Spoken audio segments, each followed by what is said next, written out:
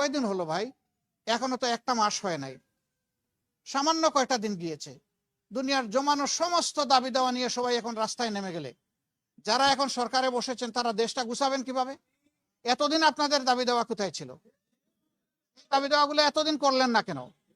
এখন এরা দায়িত্ব নিয়েছে জনগণের অনুরোধে, তারা তো ইচ্ছা করে এখানে আসেনি। তাদেরকে যদি সহযোগিতা না করে এইভাবে ব্যতিব্যস্ত করে তোলা হয়, তাইলে রাষ্ট্র পুনর্গঠন এবং মেরামতের যে কাজটা, এটা তো তারা করতে পারবে না। এখানে সকলের দায়িত্বশীল আচরণ আমরা আশা করি। যার যার দাবি আছে একটু ধৈর্য ধরেন, 15.5 বছর যদি ধৈর্য ধরতে পারেন, 2-1 মাস একটু ধৈর্য ধরেন, ওনারা একটু গুছিয়ে আনুক, তারপরে আপনারা স্বাভাবিকভাবে নিয়মতান্ত্রিকভাবে আপনাদের দাবিগুলা তুলে ধরেন। কিন্তু সেইটা করতে গিয়ে আপনারা সচিবালয়ে ঢুকে পড়বেন, আপনারা বিশৃঙ্খল অবস্থা সৃষ্টি করবেন, এটা তো দেশের জনগণ মেনে নেবে না। আপনারা কি দেশের জনগণের বিপক্ষে দাঁড়াতে চাচ্ছেন? এরকম যারা দুঃসাহস দেখাবে, জনগণ কিন্তু তাদেরকে ক্ষমা করবে না। আমরা আশা করব যে তাদের সকলের শুভবুদ্ধির উদয় হবে এবং কারো উস্কানিতে, ষড়যন্ত্রে তারা পা দেবে না। তারা নিজের বিবেক অনুযায়ী চলবে, দেশকে ভালোবাসবে, তারাও এই দেশের পুনর্গঠনে নিজেরা দায়িত্বশীল ভূমিকা পালন করবে।